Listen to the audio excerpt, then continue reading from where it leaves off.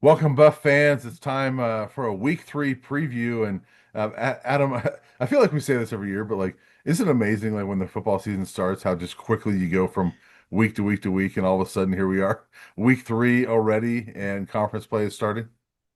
Yeah, it's always a whirlwind. It's just every day so packed with going from one thing to the next that sometimes you stop to realize how quickly it's passing you by. But that's when bye weeks help me kind of readjust a little bit during the season, and well, we got a couple of those coming up here before too long. Yeah, I actually like the seasons with two buys.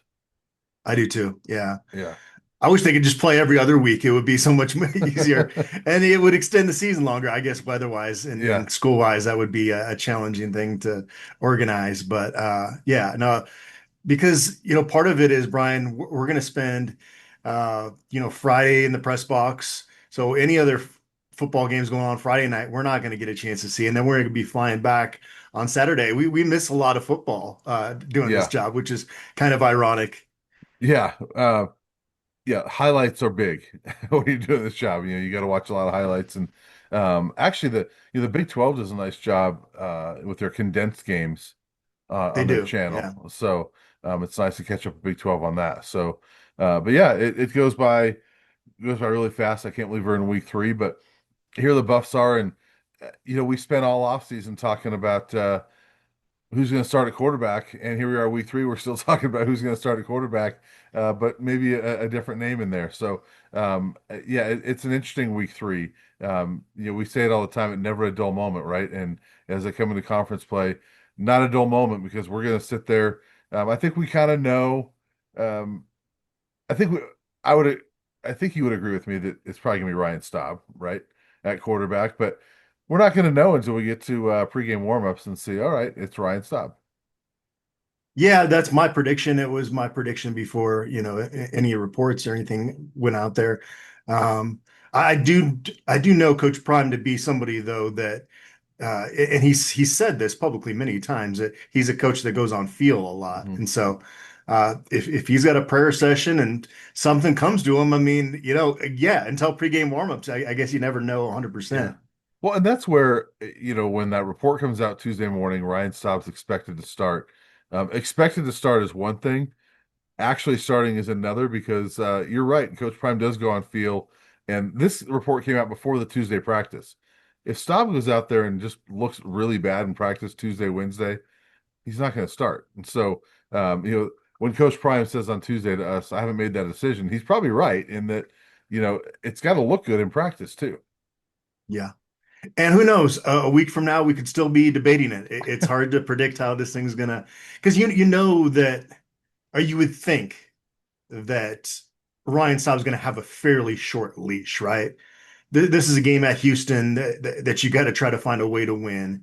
And knowing that, there's this debate to who should even start to begin with, I can't imagine Staub's going to be allowed to, if he it starts to struggle for a very long period of time and not get replaced.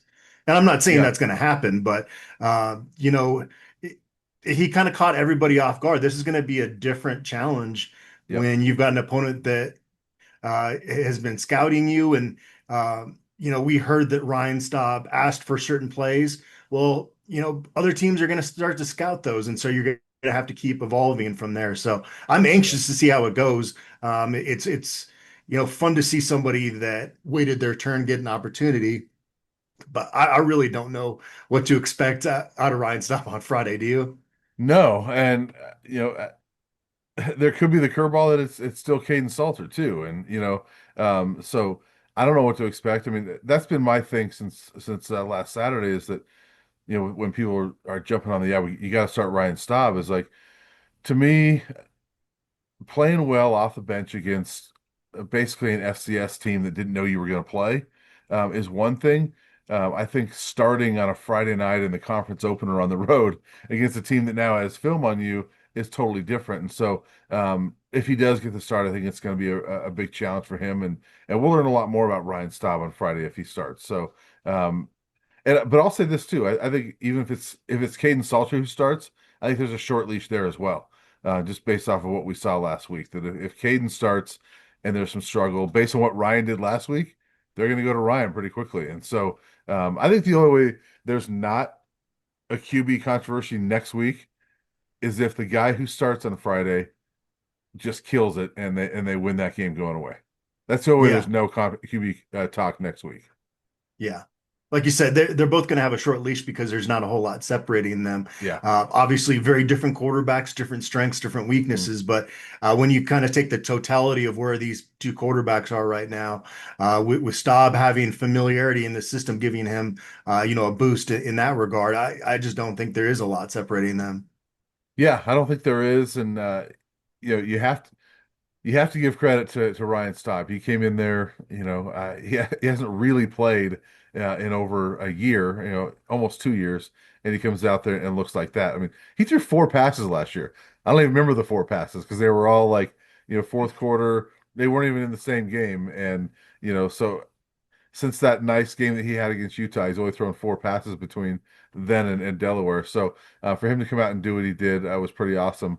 Um, Now, it should be pointed out that a couple of those were really dangerous throws. the first two, Yeah. So, that obviously you do that against the Blue Hens, they don't take advantage.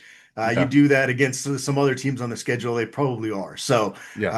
he did get fortunate at the beginning of that of his stint in that game last week. Yeah, he did. I got a fun stat for you. If Ryan does start on Friday night, I looked this up.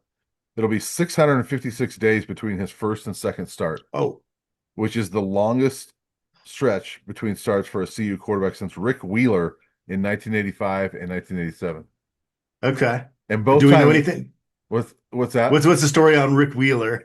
Well, he started a game against Nebraska in 1985, got hurt in the first quarter, and didn't play the rest of the year. For some reason, didn't play the next year. I don't know how bad the injury was. And then he started a game against Washington State in '87. Was not very good. And in the first quarter, they replaced him with Salinesi, and the rest is history with Salinesi. He took over that job. So Rick Wheeler made two starts and didn't make it out of the first quarter of either one of them. So yeah, that was almost 700 days in between starts for Rick Wheeler. So Ryan Staub, the bottom line is it's a long time in between starts for a quarterback, and it's 40 years or 30 years since no, is that 40? That's 40 years. Yeah.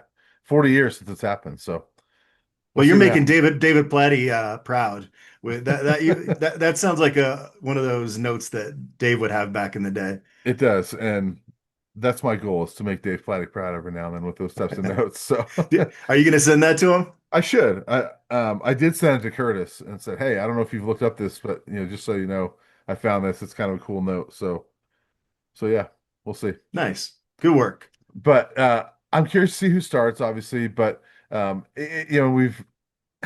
I remember the last time we did predictions where we didn't know the quarterback was the last time Ryan Staub started, and we kind of gave different predictions. Like, well, if Shador plays, here's my prediction. If Ryan Staub plays, here's my prediction. So, um, I'll be curious to see what how you go about it this week. I'm trying to remember that was the week following the Gavin Cold game, right? Yeah. Out in Pullman. Yeah. Yes. Okay. Was he even part? He wasn't really part of the discussion though, leading up to the Utah game that year, if I No, remember no, right. no, no. They It they was they saw enough. there was enough scene that day to make that yeah not a factor. That was the did he throw the double pass? He like threw one, had it bad, and threw it again. Yeah. Yeah, that was That was a yeah rough one for the Buffs. yeah that day in Pullman was not a good one for the Buffs. By the way, I was looking at that game recently. You know who the two quarterbacks were against the Buffs that day? Cam Ward Cam Ward. Okay. and after they got it big, John Mateer came in, who's now Oh, you know a Heisman. I don't know if he's a front runner, but he's one of them at Oklahoma now. So yeah, you had Cam Ward and John Mateer playing against you that day, and Shador knocked out. So in hindsight, it probably makes a lot of sense that they got killed in that game. So, but let's get to predictions because I mean that's all we're here for, right? Is predictions. What do you think is going to happen on Friday? well, I mean, you got to look at Houston. Let's talk about them for a second because this is clearly a team that's better than the product they put out there last year. I mean, they were pretty Yeah, miserable in Willie Fritz's first season there. They averaged 14 points a game last Offensively, at year least. Yeah. offensively. I Yeah. mean, averaging 14 points a game, that's almost hard to do Yeah. in this day Yeah. and age of college football. So what they did is they went to the portal and had a really good offseason, had the third ranked transfer class in the Big 12 behind Texas Tech and Colorado. And, they bring in a quarterback in Connor Wegman that, kind of had mixed results at Texas A&M and is somebody that seems to really fit what Willie Fritz likes to do. In their system. So, but he hasn't been, tested really this year. Their opponents, Stephen F. Austin and Rice, I think this is going to be the first time they're going to get punched in the mouth this season, and we'll see how they respond. Yeah. So I mentioned this earlier with you. I'm surprised that the line is quite as much as it is in Houston's favor. I really do see this as kind of more of a pick 'em type game from a betting perspective. So I'm surprised to see that. Yeah. What's it up to now? Is it six, six and a It half? was 6.5 last time I looked. I can double check here, but this is going to be a better football team. But if Colorado wants to contend for a Big 12 championship this year, this is a game you have to win, right? Yeah. I Or think is so. that too early to get into that must win stuff? Well, I mean, I honestly think if you're, I I wouldn't even say Big 12 title. If you're going to be a bowl team, you got to win this game. I think because I think to be a bowl team, you got to win at least four conference games, right? Because the max you can win right now is two non-conference games. So you got to win four conference games. And when you look at the schedule, and this is not to put down Houston, but it's more looking at the other teams on the schedule. This is one of the four easiest games in the conference slate, right? Would you agree with that? And so, Yes. you've got to if you're going to be a bowl team and go and play in the postseason, you got to win this game. Yeah, I looked it up, and the line is actually down to Houston 4.5 now. So it's moved around Okay. quite a bit here this Okay. week. Um, Hmm. and usually home field is for bettors, it's like a 3 point advantage with the Right. line. So So it's kind of a um, push it's game. get it's getting closer to there, yeah, in terms Yeah. of point spread. And yeah, and Houston, to your point a little bit ago, they're a hard team to project because of the competition. And you look through two games, they've only given up 9 points. Like, man, their defense must be awesome. And they were solid last year. I think they were a top 50 defense nationally. Um, but I don't know how good they are because you're playing Stephen F. Austin and Rice, and Dean Connors, the Houston running back, was Rice's running back last year. So you're it's hard to really to know how good this Houston team is. I think they're probably pretty salty on defense. They're better on offense than they were last year. Second time in 3 games, CU's facing a former Texas A&M quarterback, by the way. So we'll see how that one goes this time around. But Dean Connors is another running back that is not going to get talked a lot about, but he's had a solid season so far. He's a pretty good running back, and the Buffs run game is going to be challenged a lot by him, I think. And they've got a 6'7" tight end that has caught nearly half Yes. the Hmm. team's passes so far this season. So is it Tanner Koziol? Koziel? Yeah. Koziol? That's how you pronounce it. Yeah, he's good. Koziel. That's gonna be Yeah. one of the toughest matchups that they have in this football game for sure. Because he's a big dude. Yeah, he's a potential first team all conference tight end, I think. He's pretty darn good. So, um, yeah, I think covering the tight end and stopping the run are probably, two big deals in this one. And then you can't let Connor Wakeman get out and run. And, the Buffs obviously, they've had trouble with quarterback runs. So, we'll see on that one. But I think it's definitely going to be a good challenge. I think it's going to be a pretty good football game. Yeah, I guess I will throw out my prediction now. I'm gonna go Colorado 27-24. I see it not as high scoring as some of my earlier predictions this year. Um, I Yeah, I don't think Houston's gotten punched in the mouth yet, and it's going to happen Friday, and it's going to be a competitive game. But I think uh, I think this is a Houston program trending in the right direction, but not quite to the spot where they should be favored by 4.5 over a team like Colorado at this point. Just my Yeah. opinion. Yeah, I was kind of smiling at your prediction because I was going almost exactly the same thing. So I'll Okay. go differently. Um, I'm with you in that, I think it's going to be not a really high scoring football game. I don't think either offense is really that explosive and high powered at this point. I think they're both offenses are trying to feel themselves a little bit right now. And It's a big challenge for Colorado's defense, but I think they're going to rise to the occasion a little bit. I got the Buffs 24-20. Okay. Were you going to go 27-24, and then I made you I was gonna go 27-23. And I was like, well, that's a little close to what you okay. said. But we're both in the same area that I think that this is gonna be, you know, I'd be surprised if either team hit the 30-point mark. Yeah. Anxious to see again how much they dedicate themselves to the ground game because we saw Dallin Mhm. Hayden and Simeon Bryce got upgraded on the injury report from questionable to probable. Um, yeah, just a little less of that horizontal stuff, Brian. Just a little Yes. less. Just a little less of that. Maybe not as many bubble screens, maybe get away from that a little bit. I think this is a big game for Micah Welch too. He looked pretty good in the opener. Um, Delaware was on him last week. They did not let him go anywhere. He was the one running back that just wasn't effective. But I think that's how this running back room is going to be, right? And I think there's going to be, Michael Welch games, and there's going to be games that he just can't run the ball, and there's going to be more Michael Welch games. There's going to be a Simeon Price game. So I'm curious to see if Dallin Hayden gets in there because I've been anxious to see him all offseason. I thought he was looking really good at the start of preseason camp before he got hurt. So I'm curious to see him get in there if he does this week. And I wonder if that's a case where he makes the trip and he's available if needed, but you try to give him one more week and ride it out with Price and Taylor and Welch. What do you think?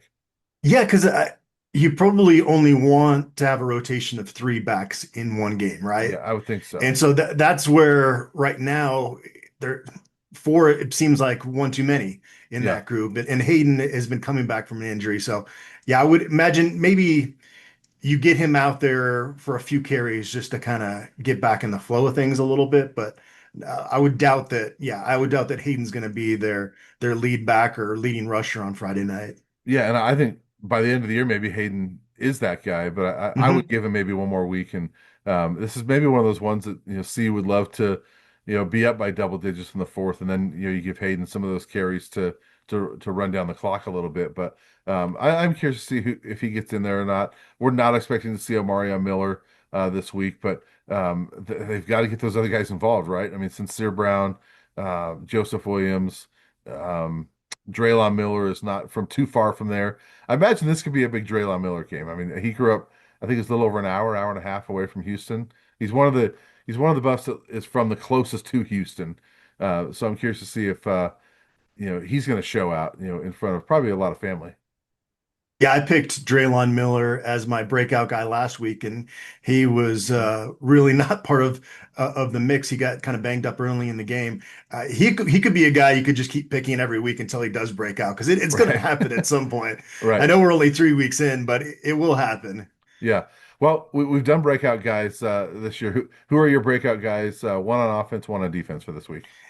Like I said, I could go Draylon Miller again, but I don't want to do that back to back weeks. I'm going to say Joseph Williams. He started to Okay. kind of find a little bit of a groove last week, I thought, and I think he's got a chance to be a pretty special player at Colorado. So I see him as having a breakout. I'll let you do your offense. I haven't thought about defense, but I'll come up with one on the fly here. Yeah, yeah. Receiver's the easy place to go with this one, especially if Ryan Staub starts, because I think if Ryan Staub starts, it's because they want to get those receivers involved more than they have been, right?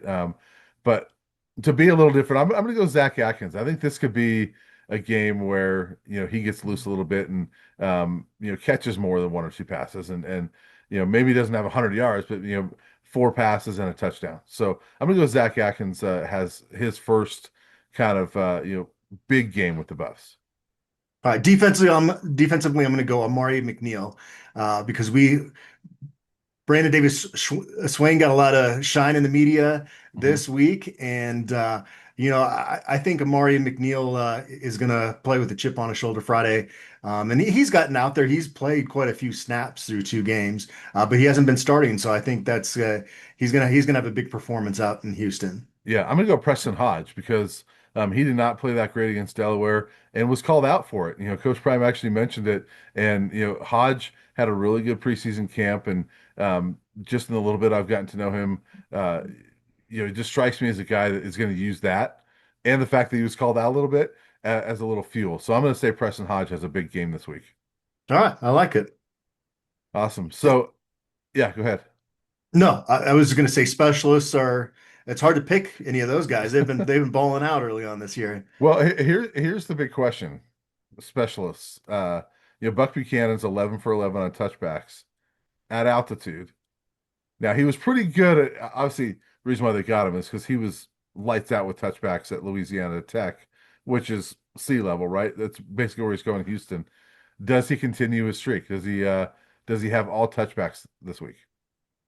I'm going to say yes. It seems like the first one is the one that's the shortest for him, or at least the last 2 weeks, right? Yeah.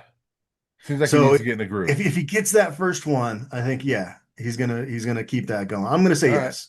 Okay. I like that. I'll go I yes as don't well. because the altitude it does help a little bit, but it's not as dramatic in football as some people think. In golf, Yeah. it's quite a bit more drastic. But you talk to kickers, and sometimes it can affect a little bit more when it's cold weather. But it doesn't. It's not like he's getting 5 yards extra being in Boulder with his kickoffs. Right. Yeah. Yeah, So you're right. So I agree with you. I think he continues the streak, and I think the Buffs had 15 or 16 touchbacks all of last year. He might reach that number this week in week three because okay. he's at 11 so far. So if he has like five this week, he's going to reach that number. So that'd be pretty impressive. It's boring though. It's not fun. It's not fun, but Coach Prime, I think he loves it. I'm a little confused after his comments, last week where he wants the NCAA to change rules so he can have more kickoff returns. But I think it's Well, he. well, I if the think rules are the way they are, then he's going to have a guy that kicks it in the end zone. right. But I think what he's saying is he wishes they would change it up the way the NFL does, so there would at least be some action there, and then both Yeah, teams would have the same. Neither would be a disadvantage. Where Colorado was disadvantaged when the other team is kicking it through the end zone every time, and they can't, and so right. they finally figured that out. But Yeah, I agree with him. Why even have that as part of the game if 90% of them are going back for a touchback? right. I think what he would really like is for Buchanan to keep kicking him out of the end zone, and the other kickers to kick him short so that Taylor and Gibson and those guys can actually return and let his own Yeah. guys have a big return. So yeah, I'll be curious to see if there's actually kickoff. There has not been one kickoff return in the two games involving Colorado. So I'll be interested to see if there is one. I guess the over under on whether there's a kickoff return or not is one. You have to put it. You can't go any higher than that. Yeah, I agree. So awesome. What are you going to do down in Houston? I don't. I'm not sure if I'm there long enough to really do much fun, but Yeah, I'm actually as soon as we log off, I'm heading off to DIA. I'm gonna get some work done and stay out of the humidity. It's gonna be pretty darn hot out there. yeah, Yeah, I this is one of those trips, especially, because we had camp and early season grind. It just to have maybe a few hours just to like have silence. That's right, that's what I'm looking forward to when I get yeah, out there. What about yeah, you? yeah. I agree with you. I mean, you gotta hit some food spots when you're out there, right? But is there any place you're gonna go? Yeah, actually, this was recommended by Nikki, our colleague. What is it? The Great Stuffed Potato Company. It's in Houston, Oh yeah, and yeah, it's actually close to my hotel. And it sounds kind of crazy, but they have all these different like stuffed mashed potato. There's like a seafood one. There's a nacho one. I don't know. It's yeah, got really good reviews. I think, didn't Nikki say that Alex Fontenot was the one that actually recommended it? yeah. Former Because Buff he's running he's back. from that area, and so she was talking to him, and he recommended that area. He said it's pretty awesome. It's So it's it's something different. I yeah, made the mistake. Remember last year there was one trip where I got DoorDash and I got a calzone, and man, I yeah, never heard the end of that over social media, and I deserved all the criticism. Uh, right. And I went to the same restaurant. I actually went to it. Was it at okay, TCU? No, that wasn't because that was it was last year. I don't remember where it Texas was. Tech maybe Maybe it was Texas Tech. Yeah, we both. I think you had it delivered. I actually went to it. We both got the calzone, and we both thought it was trash. very, very, very mediocre. And so, Yeah. I want to try a place called What It Do Barbecue. It's actually right next to Houston Stadium, and There's it must be new because there's not a ton of Google reviews, but it's a 4.9 out of 5, There you go. which is that's pretty darn high. Yeah. Yeah, I Well, always consider 4.2 or 3 pretty high, but that's a 4.9, and you know, so you got to hit that. I mean, any 4.9 barbecue, you got to try to hit that. it sounds like a good plan. So awesome. Well, have a safe trip out there. All right, I'll see you out there in Houston. All right, bye.